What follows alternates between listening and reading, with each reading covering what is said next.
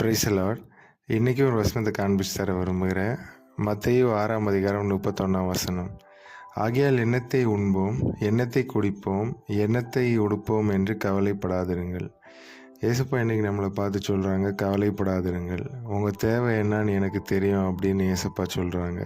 ஒருவேளை இதை பார்த்துட்ருக்க யாராவது எனக்கு சமாதானம் இல்லை, எனக்கு ஃபைனான்ஷியலாக கொஞ்சம் தேவை இருக்குது, அது மட்டும் இல்லை எனக்கு சுகம் தேவை இருக்குது, எனக்கு வியாதி வந்திருக்கு, அதுலேருந்து எனக்கு விடுதலை தேவை இருக்குது அப்படின்னு நீங்கள் சொன்னீங்கன்னா ஏசப்பா சொல்கிறாங்க, கவலைப்படாத, நான் உன்னை பார்த்துருக்கேன், உன் தேவை என்னன்னு எனக்கு தெரியும் அப்படின்னு ஏசப்பா சொல்கிறாங்க.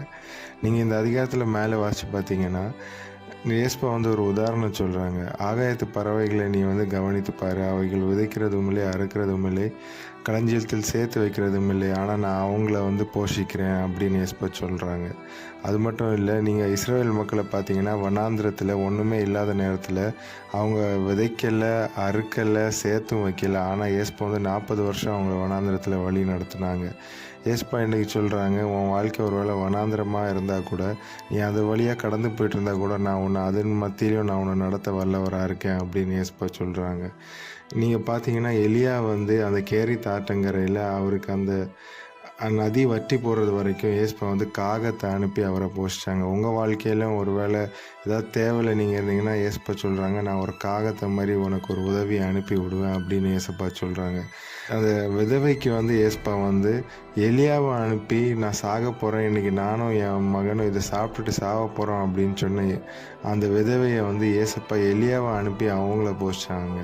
அது மட்டும் இல்லை, வனாந்திரத்தில் ஆகார் என் பிள்ளை சாக போகிறான், எங்களுக்கு இருந்த கடைசி சொட்டு தண்ணியும் தீர்ந்து போயிட்டு அப்படின்னு அழுதுட்டு இருந்த ஆகாருக்கு ஏசப்பா வனாந்திரத்தில் ஒரு நீரூட்டை ஓப்பன் பண்ணது மாதிரி ஏசப்பா சொல்கிறாங்க, இன்றைக்கி நான் உனக்கு தேவையான ஒரு நீரூட்டை ஓப்பன் பண்ணி தருவேன் அப்படின்னு ஏசப்பா சொல்கிறாங்க. நீ பண்ண வேண்டிய ஒன்று என்ன தேடு முதலாவது, என் ராஜ்யத்துக்குரியவைகளை தேடு முதலாவது, அப்பொழுது நான் உனக்கு எல்லாத்தையும் தருவேன், என்கிட்ட கேளு, நான் உனக்கு எல்லாத்தையும் தருவேன் அப்படின்னு ஏசப்பா சொல்கிறாங்க.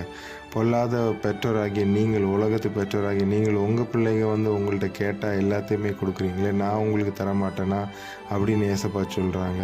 உங்கள் தேவை என்னன்னு எனக்கு தெரியும், அதனால் அஞ்ஞானிகளை மாதிரி உலக மக்களை மாதிரி என்ன பண்ணுவோம் அப்படின்னு கவலைப்பட்டுட்டு இருக்கு, அதை நான் உனக்கு உன் தேவையை தருவேன் அப்படின்னு ஏசப்பா சொல்கிறாங்க.